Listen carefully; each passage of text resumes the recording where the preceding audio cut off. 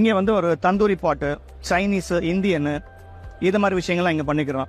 So இதை பார்க்கும்போது என்ன மாதிரினா ஒரு செஃப் ஒர்க் பண்ணணும்னு சொன்னால் அவருக்கு எவ்வளோ ஸ்பேஸ் வேணும், அவர் ப்ரிப்பரேஷன் கவுண்டர்ஸ் என்னெல்லாம் தேவைப்படும், அவர் ஒர்க் பண்ணுறாருன்னா எந்த மாதிரியெல்லாம் சில்லர்ஸ் தேவைப்படும், இதெல்லாம் பார்த்தீங்கன்னா ஒரு ஒர்க் ஆஃப் பண்ணுற சில்லர்ஸ். ஓஷிஷாக்கியோடைய டீலர் நாங்கள்.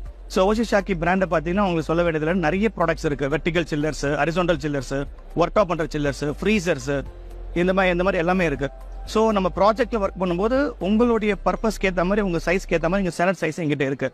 இது போக மற்ற ப்ராடக்ட்ஸ்லாம் பார்த்தீங்கன்னா ஒரு அன்சைஸ் வருது ஒரு ப்ராஜெக்டில், அதுக்கு வந்து பிராண்டட் ப்ராடக்ட்டில் அந்த சைஸு இல்லை அப்படின்னும் போது நாங்கள் வந்து எங்களோட ப்ராடக்ட் வந்து நாங்கள் கஸ்டமைஸ் பண்ணி தரோம்.